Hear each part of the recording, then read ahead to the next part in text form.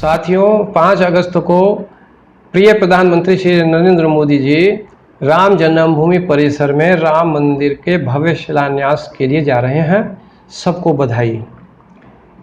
लेकिन मैं आपको इस वीडियो के माध्यम से ये बताना चाहता हूँ कि जिस प्रकार से हम ये चाह रहे थे कि श्री राम जी का जो मंदिर बनेगा वो राष्ट्र प्रेम का एक प्रतीक होगा और हिंदू मुस्लिम सब भाई बढ़ चढ़कर प्रेम पूर्वक उसके निर्माण में सहयोग प्रदान करेंगे। अफसोस की बात है कि ऐसा नहीं हो सका, बल्कि और यह हो गया कि हमारे श्रद्धेय संत उनमें भी 2 भाग हो गए हैं और नाराजगी स्पष्ट दिखाई दे रही है। तो क्या ऐसा नहीं हो सकता था जो हम महसूस कर रहे थे कि राष्ट्रीय प्रेम का प्रतीक बनता? आज मुस्लिम भाइयों के मन में एक बात और घर कर गई है। उच्चतम न्यायालय के निर्णय से ये स्पष्ट हुआ है कि 1525-26 के लगभग में बाबर ने वहां पर मस्जिद बनाई थी, जिसको इस प्रकार से ले लिया गया एक श्रद्धा और आस्था के आधार पर, जबकि श्री राम जन्मभूमि वहां पर है, इसका कोई सबूत नहीं है। और इसी वजह से हमको जो है वो दूसरी जगह जमीन देने की बात सुप्रीम कोर्ट ने कही है, क्योंकि वो मानते हैं कि हाँ, यहाँ पर बाबर की बनाई हुई मस्जिद थी। और हिंदुओं के मन में भी एक बात सदा के लिए घर कर गई कि करीब आज से 500 वर्ष पहले जो आक्रांता बाबर आया था, उसने हमारे राम जन्मभूमि पर मंदिर को ध्वस्त किया और मस्जिद का निर्माण किया। तो ये सदा के लिए बात जो है घर कर गई। यही बात आम लोग समझ रहे हैं और यही बात काफी समय से प्रचार और प्रसारित की जा रही है। टीवी चैनलों के माध्यम से यही बात आम जन के और सबके मन में बिठाई जा रही है। जबकि क्या ऐसा है, या दूसरी तरफ एक बात और आई है, जो अखिल भारतीय राम जन्मभूमि पुनरुद्धार समिति के विद्वान एडवोकेट महोदय श्रीमान PN मिश्रा साहब ने जोर शोर से न्यायालय में रखी और उसके भी सबूत स्पष्ट रूप से दिखाई दे रहे हैं। उन्होंने न्यायालय में यह बात रखी कि बाबर का इससे कोई संबंध नहीं था, कोई सबूत ऐसे नहीं है कि बाबर ने वहां पर कोई मस्जिद बनाई हो। यह सारा का सारा अंग्रेजों का किया धरा है। अंग्रेजों ने हिंदू मुस्लिम एकता को तोड़ने के लिए इस प्रकार से बीज बोए। वहां पर तो राम की स्थली, राम की जन्मभूमि सदा से रही है और सदा से पूजा अर्चना होती रही है। माता सीता जी की रसोई, राम चबूतरा, भंडार गृह सदा से रहे हैं। 1734 से तो मुसलमान भाई भी इस चीज को मानते हैं। तो कहां से वहां पर मस्जिद आ गई? ये तो उन्होंने अपना साम्राज्य स्थापित करने के लिए हिंदू मुस्लिम एकता को तोड़ा। और ऐसा हो भी सकता है, आपको मैं ये बताऊंगा। इसी मेरे वीडियो का मकसद भी यही है कि आप इसको बहुत ही ध्यान से इन चीजों को समझें, क्योंकि न्यायालयों के जो निर्णय है उनमें क्या चीज सामने आई है, ये सब इसका अध्ययन नहीं कर पाते हैं। और हमने इसका अध्ययन किया था जब उच्च न्यायालय का निर्णय हुआ और पुस्तक भी लिखी थी। जब मेरे मन में एक दृढ़ विश्वास हो गया था कि जब भी इसका निर्णय आएगा, चाहे मिल बैठकर बातचीत से आए, चाहे उच्चतम न्यायालय निर्णय करे, ऐसा ही निर्णय आएगा और दूध का दूध और पानी का पानी होगा कि ये सारा अंग्रेजों का किया धरा है और हम लोग बेकार में जो है इसको इतने वर्षों से अपनी हिंदू मुस्लिम एकता को भंग किए बैठे हैं। तो आप फुर्सत में मेरे वीडियो को देखें। मैं आपको बताना शुरू करता हूं कि न्यायालय में जो सबूत दिए गए हैं उनसे क्या तथ्य स्थापित होते हैं और कौन से ऐसे तथ्य हैं जिनमें कोई विवाद नहीं है और उनसे क्या चीज निकल कर आती है। तो अब मैं आपको बताना सिलसिलेवार शुरू करता हूं। उच्च न्यायालय का निर्णय हुआ, उसमें जो जज साहिबान थे अलग अलग निर्णय भी दिया है। जस्टिस SU खान साहब ने जो निर्णय दिया उसमें भी उन्होंने ये बात मानी है कि जो राम जन्मभूमि का इतिहास जो हमें मिलता है वो 1855 और 56 से मिलता है। इससे पहले कुछ नहीं मिलता, कोई हिंदू मुस्लिम दंगा नहीं था, बहुत ही अमन शांति उस क्षेत्र में थी। तो वहां पर जो है जब ये ब्रिटिश साम्राज्य स्थापित हुआ, उससे इसका सूत्रपात हुआ। उन्होंने वहां पर यह बात लिखी है निर्णय में कि हिंदू मुस्लिम जब दंगा हुआ तो पहले तो ये जो अंग्रेजों की सेना थी ये खड़ी देखती रही। उसके बाद जब इन्होंने देखा कि ये झगड़ा निमट जाएगा और यहाँ पर जो हिंदू हैं वो सारे परिसर में उनका जो कब्जा हो जाएगा और ये राम जन्मभूमि की मान्यता यहाँ पर पहले से चली आ रही है वही हो जाएगी, मस्जिद वाली कोई बात रहेगी नहीं। तो अचानक सेना जो है वो बीच में आ गई और उन्होंने जो है वो कहा कि नहीं, देखिए हमारा ये फरमान है कि जो ये 3 गुंबदों वाली जो एक इमारत सी नजर आ रही है, जो भी कुछ है, इसमें तो भाई मुसलमान नमाज पढ़ लें और जो बाहर का जो परिसर है जिसमें माता सीता जी की रसोई है, राम चबूतरा है, भंडार गृह वगैरह है, निर्मोही अखाड़े का इसमें कब्जा था उस टाइम दिखाई दे रहा था उनको सब चीज जगह पर। तो उन्होंने कहा भाई यहाँ तुम जो है अपना पूजा अर्चना करते रहो, राम जन्म का उत्सव जो है मनाते रहो। और बीच में उन्होंने एक 6-7 फुट की रेलिंग लगा दी। तो वहां से उन्होंने जो है परिसर वो इस तरह से उन्होंने डिवाइड कर दिया आपस में, नमाज पढ़ने की, पूजा अर्चना की उन्होंने इजाजत दे दी। इससे पहले का कोई अभिलेख नहीं मिलता।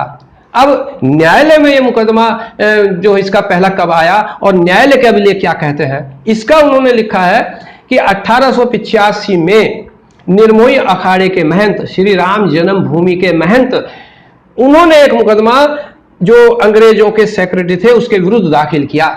उन्होंने ये कहा कि जो ये राम चबूतरा और माता सीता जी की रसोई वगैरह है, यहाँ पर जब उत्सव मनाया जाता है तो यहाँ काफी संख्या में लोग इकट्ठे हो जाते हैं। रामानंदी वैरागियों का ही एक समूह था जो निर्मोही अखाड़ा जिनसे बना, तो ये सारे के सारे वहां पर काफी संख्या में रहते थे।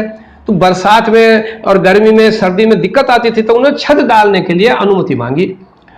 उस मुकदमे का केवल विरोध जो है वो असगर नामक एक मुतवल्ली साहब जो हैं उन्होंने किया और कुछ नहीं किसी ने विरोध किया।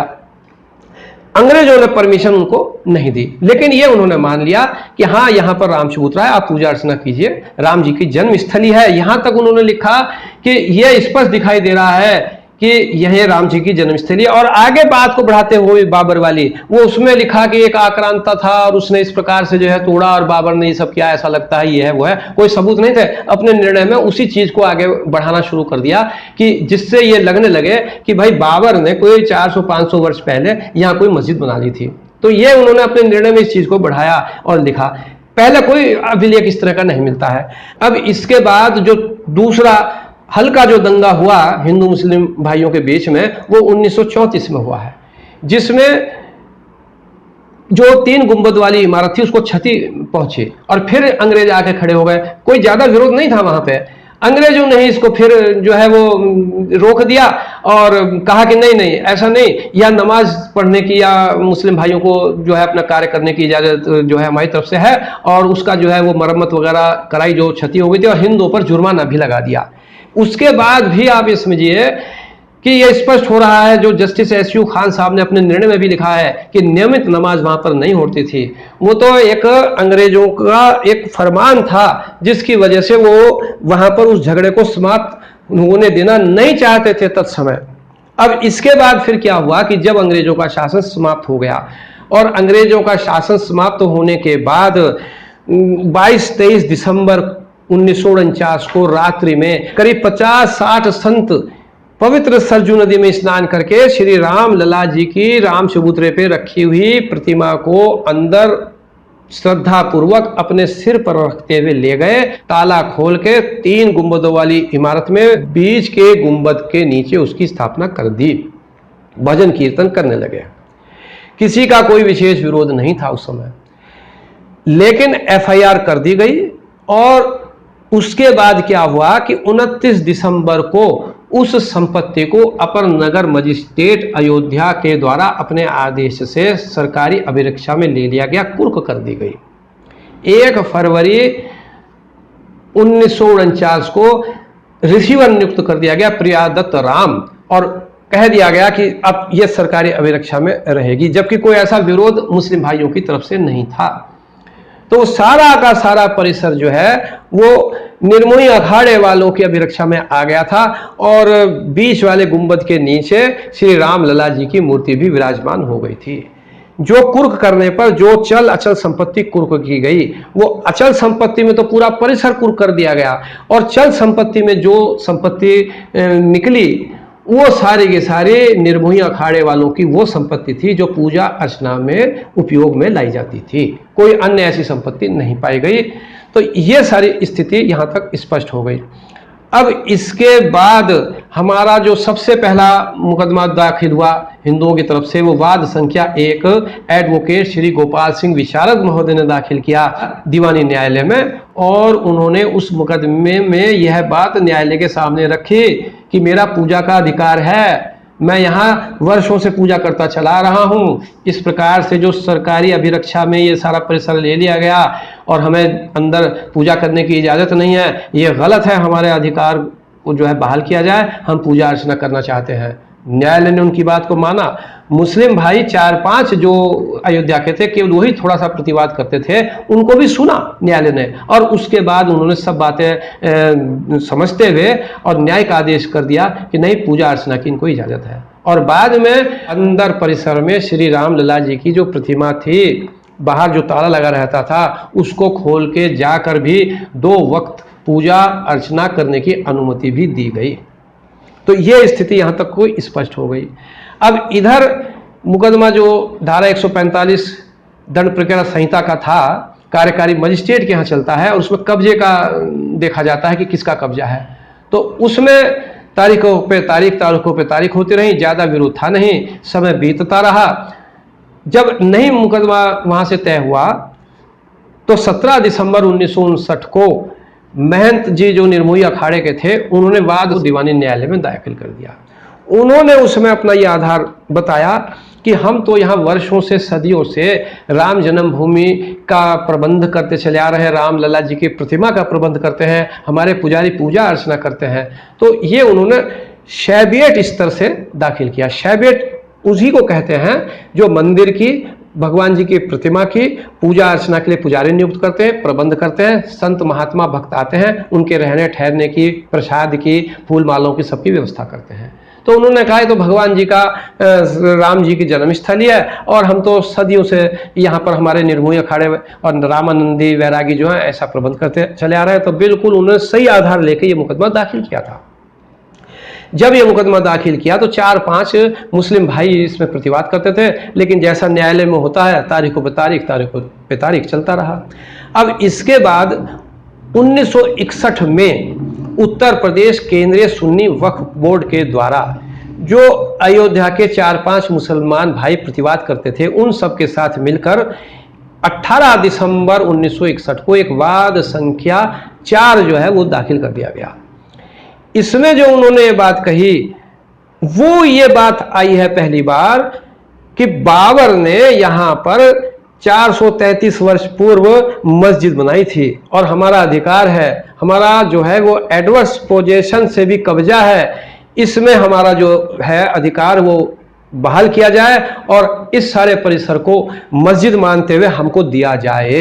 ये पहली बार बात आई। इससे पहले श्री गोपाल सिंह विशारद साहब के मुकदमे में या जो निर्मोही अखाड़े के मुकदमे में थे, कभी ये बात सामने नहीं आई, ना इसमें कोई उन्होंने इस प्रकार का कथन किया। हमेशा वो यही बात कहते रहे कि सदियों से यहाँ राम जी की जन्मभूमि है, मंदिर है, और हम पूजा अर्चना करते हैं। कोई मस्जिद ना कभी थी, ना कभी है, ना कहीं दिखाई देती है। तो यही हमेशा बात कहते रहे।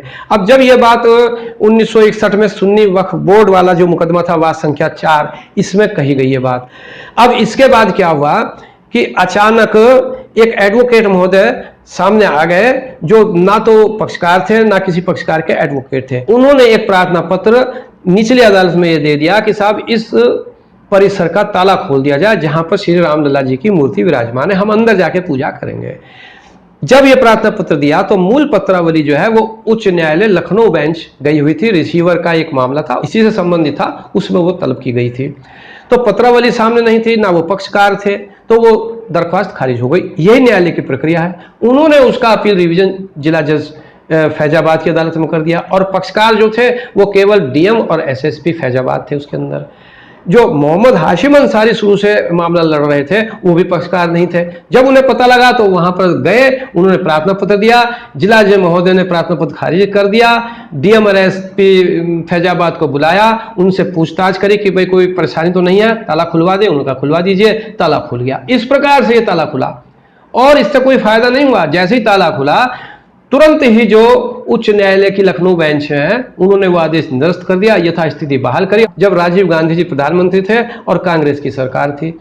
लेकिन इससे हुआ क्या? फायदा कुछ नहीं हुआ। हुआ यह कि इस मामले का राजनीतिकरण हो गया। देश में नहीं, विदेशों में भी अंतर्राष्ट्रीयकरण हो गया। सबको ये पता लग गया कि कोई बहुत बड़ा मामला इस तरह से है। किसी को उस वक्त तक नहीं पता था। विश्व हिंदू परिषद हो, चाहे आरएसएस हो, और चाहे आपके भारतीय जनता पार्टी हो, चाहे कांग्रेस वाले हो, किसी को कुछ पता नहीं था। सब अपने अपने काम में लगे हुए थे, अपनी अपनी राजनीति कर रहे थे, और वहाँ पर जो है इस प्रकार से ये मुकदमे जो है वो पक्षकार जो है वो मुकदमों में अपना अपना पैर भी कर रहे थे। तो आप देखिए कि कौन श्रद्धे किस प्रकार से वहाँ पर जो है इस उसमें लगे हुए थे। राम जन्मभूमि का जो इतिहास है, जो आंदोलन है, उसमें आप महसूस करें। यहाँ तक की बात के बाद अब इसमें आगे बढ़ते हैं। आगे जो स्पष्ट स्थिति आ रही है वो ये है कि 3 वर्ष के बाद ताला खुलने के 1 जुलाई 1989 को उच्च न्यायालय इलाहाबाद के सेवानिवृत्त जस्टिस महोदय श्री अग्रवाल जी सामने आए और उन्होंने वाद संख्या 5 न्यायालय में योजित किया, जो श्री राम लला विराजमान की ओर से योजित किया गया। उन्होंने अपने को सखा मित्र बताते हुए जो जूरिस्टिक पर्सन है उनके इस प्रकार से सखा मित्र जो है वो दायर कर सकते हैं। राम जन्मभूमि को पक्षकार 2 बनाया, स्वयं पक्षकार 3 बने। इस मुकदमे की एक खास बात ये थी कि इनमें जो कथन किए गए उनमें वाद संख्या 4 के जो सुन्नी वक्फ बोर्ड के मुकदमे में बाबर के द्वारा जो मस्जिद बनाई जानी बताई गई 400-500 वर्ष पूर्व, वो सारी बातें स्वीकार कर ली गई। बस ये कहा गया कि ये राम जी की जन्मस्थली है, यहां पर इस प्रकार से कोई आक्रांता आकर मस्जिद नहीं बना सकता।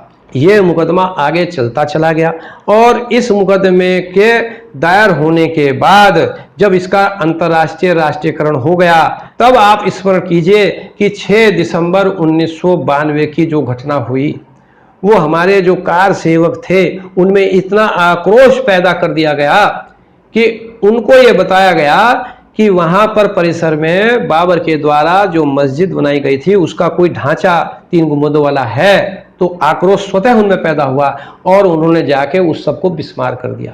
वहां पर सब चीजें बिस्मार हो गई, ध्वस्त हो गई। माता सीता जी की रसोई, राम चबूतरा और जो कुछ था धरातल बना दिया और एक फिर छोटा सा एक मंदिर बना के उन्होंने अपना एक प्रतीक स्वरूप उसका शिलान्यास या जो भी कुछ कहिए वो कर दिया गया। तो इस प्रकार से जो हुआ, वहां से ये बात सामने आनी शुरू हुई और इसका जो है बड़ा प्रचार प्रसार होना शुरू हो गया कि साहब बाबर ने मस्जिद बनाई थी 1525-26 में और उसको हम बिस्मार कर आए, उसके ढांचे को। इससे पहले कि आपको मैंने सारी स्थिति बताई, वो जो थी वो आप खुद ही समझ लीजिए। अब जो आप लोगों का मत हो वो आप जानिए, मैं आपको सारी स्थिति वस्तु स्थिति बताता चला जा रहा हूं।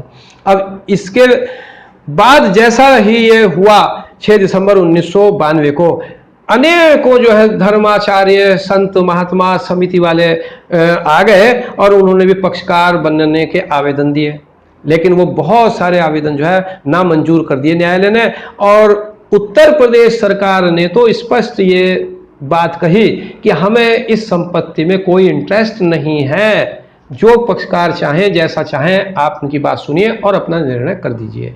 केंद्र सरकार ने कोई पक्षकार कभी बनने के लिए प्रार्थना पत्र नहीं दिया और जो लोग थे उन्होंने केंद्र सरकार को पक्षकार बनाने की बात कही, जो न्यायालय के द्वारा खारिज कर दी गई।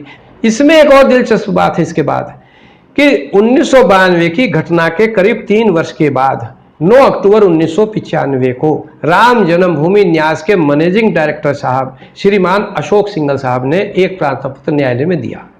उन्होंने यह प्रार्थना पत्र वाद संख्या 5 में दिया और यह कहा कि जो प्रतिवादी संख्या 2 है इस वाद संख्या 5 में, परमहंस महंत रामचंद्र दास जी, दिगंबर अखाड़ा अयोध्या, और प्रतिवादी संख्या 14 जो है धर्मदास चेला बाबा अभय रामदास हनुमानगढ़ी अयोध्या, और प्रतिवादी संख्या 21 जो राम जन्मभूमि न्यास द्वारा अशोक सिंघल मैनेजिंग ट्रस्टी हैं। इन सबको वाद संख्या 5 का वादी बना दिया जाए 4, 5, 6। और फिर यह प्रार्थना पत्र न्यायालय ने सुनवाई के बाद 19 मार्च 1996 को निरस्त कर दिया।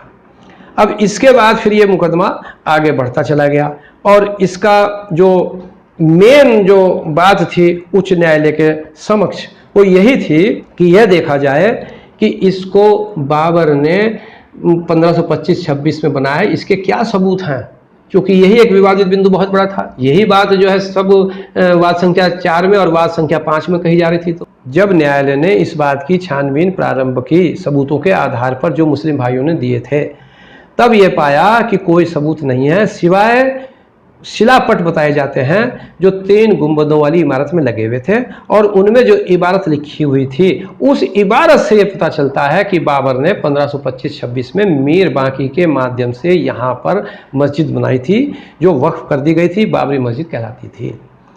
तो अब ये जरूरी हो गया कि उन शिलापटों की प्रामाणिकता की छानबीन की जाए सबूतों के आधार पर।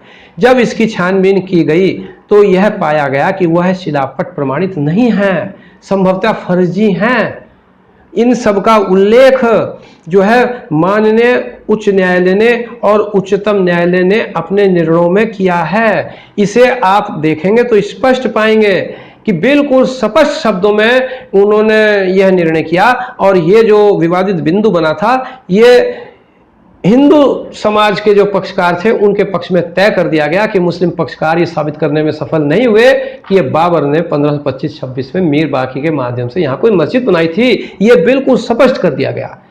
अब ये सारी चीजें जब अध्ययन की गई तो स्पष्ट हो रहा था कि यह सारा का सारा जो है मामला वो वैसा नहीं है जैसा कि सुन्नी वक्फ बोर्ड वाले न्यायालय के समक्ष रख रहे हैं। एक बात और दिलचस्प, बड़ी इंपॉर्टेंट, कि जब ये शिलापट की छानबीन की जा रही थी तो ये बात बिल्कुल स्पष्ट हो गई कि ये जो शिलापट हैं, इन शिलापट्टों का जो रिपोर्ट है, जो बात सामने आई है, वो अंग्रेजों के द्वारा सामने लाई गई है। अंग्रेजों ने 1807 में डॉक्टर फ्रांसिस बुचमैन, सर्जन थे गवर्नर जनरल के, उनको नियुक्त किया था प्रेसिडेंसी ऑफ बंगाल के प्रत्येक जिले में सर्वे करने के लिए, टोपोग्राफी के लिए, जो मतलब ये कि जो वहाँ के निवासियों की क्या संस्कृति है, क्या रीति रिवाज है।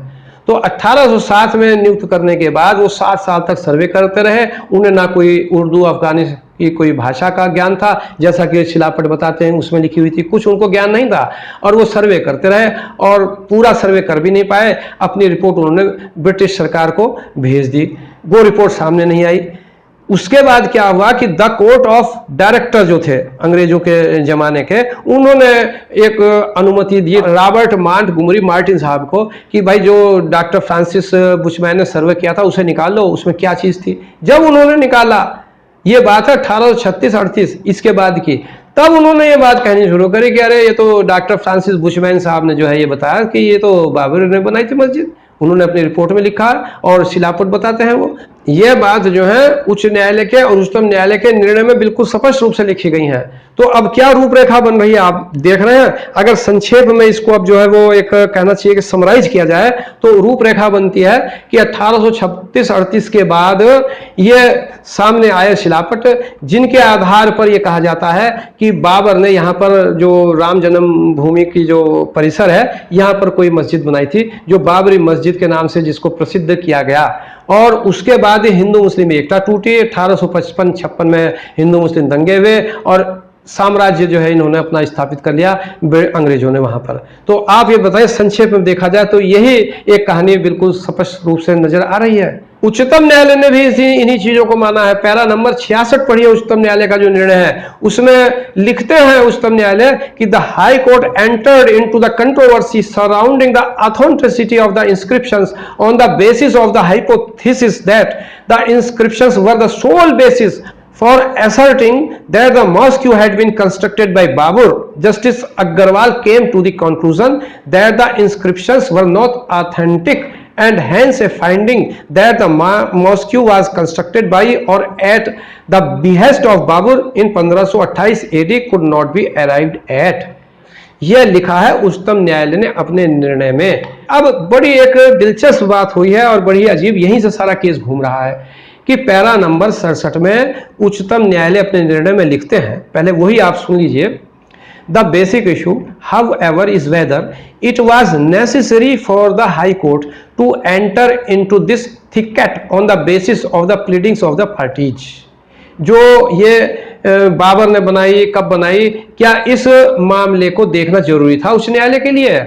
तो ये उन्होंने कहा कि उच्च न्यायालय को इस झगड़े में पड़ना ही नहीं चाहिए था कि ये बाबर ने बनाई या नहीं बनाई, क्या हुआ या कब बनी, कोई इससे फायदा नहीं जाने से। जब वाद संख्या 5 के जो वादी हैं, जो 1989 में दायर किया, उन्होंने ये बात मान लिया, तो इस बात को कहते हुए उन्होंने इस बात को महत्व नहीं दिया।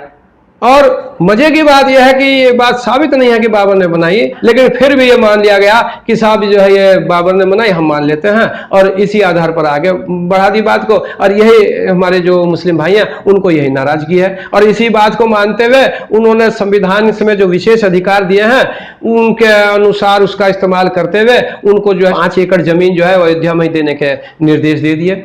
तो इस प्रकार से ये निर्णय हुआ। अब आप खुद समझ लीजिए कि क्या स्थिति सामने है, क्या यहाँ पर चूक हुई है, और इसी चूक को ठीक कराने के लिए मैंने रिव्यू पिटीशन दाखिल की थी, जिसमें कोई एक शब्द भी सुनवाई नहीं करी। बड़ी मेहनत से रिव्यू पिटीशन बनाई जाती है, 1 लाइन का आदेश मेरे पास भी आ गया। और मैंने जब ये किताब लिखी, और ये बात मैं प्रारंभ से कह रहा हूं कि ये बात सामने आनी चाहिए, हमारे मुस्लिम भाई भी संतुष्ट हो जाएंगे, राष्ट्रीय प्रेम का प्रतीक राम मंदिर बनेगा।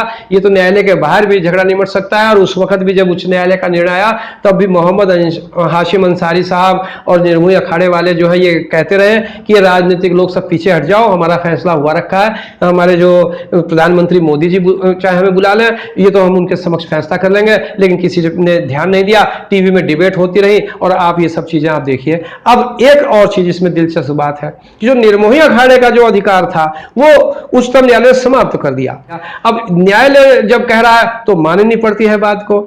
एक बड़ी दिलचस्प बात है जो निर्मोही अखाड़े के मामले को मजबूत कर रही थी, वो श्री महंत परमहंस रामचरण दास जी ने जो अपने न्यायालय में बयान दिए हैं, उनमें उन्होंने स्पष्ट रूप से ये कहा है, वो गर्भगृह में जो भगवान जी थे उन सबके पूजा अर्चना वगैरह करते थे, हिंदुओं को जाने से कभी रोकते नहीं थे, ये उन्होंने स्वीकार किया। महत्वपूर्ण बात यह है कि वाद संख्या 5 जो दायर किया गया श्री राम लला विराजमान की ओर से, उनके सखा मित्र श्रीमान देवकी नंदन अग्रवाल जी ने भी निर्मोही अखाड़े के बैरागियों के द्वारा ही राम चबूतरे का प्रबंधन करना और भगवान जी की मूर्ति की पूजा आदि करना स्वीकार किया है अपने सह शपथ कथन में।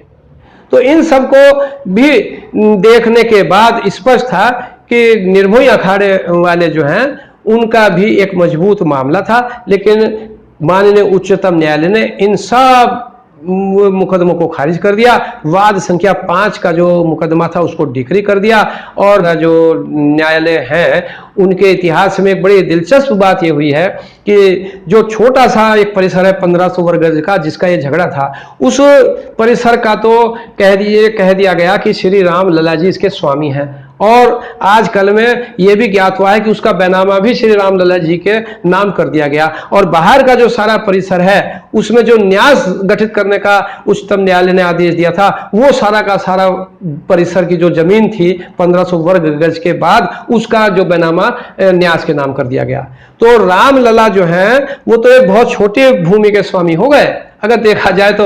बड़े एक मुझे तो इसमें बड़ी हंसी सी आती है कि राम लला जी को पहले तो सुप्रीम कोर्ट के उच्च न्यायालयों के सामने जो है वो वादी बना दिया गया कि भाई अपना मुकदमा तय करा लो न्यायालयों से, और उसके बाद उनको जो है ये बैनामा उनके नाम कर दिया गया कि साहब हमने राम लला जी को 1500 वर्ग गज की जमीन दे दी सुप्रीम कोर्ट के निर्देश से, और सुप्रीम कोर्ट ने हमारे जो मुसलमान भाई थे उनको भी दिलवा दिया कि भाई मस्जिद थी अब रहने दो, यहाँ मस्जिद जो है छोड़ दो, ये तो राम लला जी की जमीन को है, उनको दे दी जाएगी, और तुम भैया मस्जिद कहीं और बना लो। तो ये कुछ ऐसा उलझा हुआ, मुझे ऐसा महसूस हुआ कि मेरा मन हुआ कि इन सबको आपके सामने रखूं। स्वामी अभिमुक्तेश्वर सरस्वती जी महाराज तो यहाँ तक कह रहे हैं कि साहब ये RSS का कार्यालय बन रहा है। अब आप इसमें खुद ही अपने जो है विचार प्रकट करें कि सारी स्थिति जो है वो क्या है, और हम लोगों के जनमानस में क्या चीज जो है वो बैठाई गई, राम जी की जो जन्मभूमि का जो संघर्ष हुआ और उसमें जो वस्तु स्थिति सामने आई वो क्या सामने आई, और क्या अब जो महसूस हो रही है, इन सब चीजों का यदि अध्ययन करें तो फिर मैं ये कहूँगा कि हमारा आपका सबका ये प्रयास होना चाहिए कि राम जी का जो मंदिर है वो सोने चांदी इनकी आवश्यकता नहीं है, प्रेम भाव की आवश्यकता है। राम ही केवल प्रेम प्यारा, जान ले सो जान निहारा। और जब राम जी वन में गए तो आप समझिए सबसे ज्यादा पिता किससे प्रेम करता है? पुत्र से। तो क्या कहा गया कि वेद वचन मुनि मन अगम ते प्रभु करुणा ऐन, वचन किरातन के सुनत जिम पितु बालक बैन। और सारे जो है प्यार से रहते थे। वो शबरी माता जी के आश्रम में गए, झोपड़िया का आश्रम था, क्या था, बस उनका जो दिन रात आंसू बहाती थी राम जी के दर्शन में बेहतर रहती थी, और अपने जो जंगल से तोड़ के बेर खिलाने की उनकी स्थिति थी। सरभंग ऋषि जी के आश्रम में गए, सुतीक्षण जी के आश्रम में गए, और केवट महाराज तो ये बताते हैं कि उनके यहाँ तो बर्तन भांडे भी इतने नहीं थे। जब राम जी ने उनके पैर धोने की बात आई तो वो बेचारे घर में जाके अपना जो है कठौता लाए और क्या लाए। तो राम जी को क्या प्यारा है, बस इसकी तमन्ना है कि आप सब साथ दें, जनमानस खड़ा हो अब। और ये जो राम जी का मंदिर बन रहा है ये बहुत अच्छी बात है बने, लेकिन इसके साथ साथ राम राज्य का सूत्रपात भी होना चाहिए। और वो जैसा कि श्रद्धेय गोस्वामी जी ने बताया, फिर मैं दोहराऊंगा कि राम राज बैठे त्रिलोका, हर्षित भये गए सब शोका, बैरुन कर काहू सन कोई, राम प्रताप विषमता खोई, सब नर करहि परस्पर प्रीति, चलहि स्वधर्म निरत श्रुति नीति। जय श्री राम।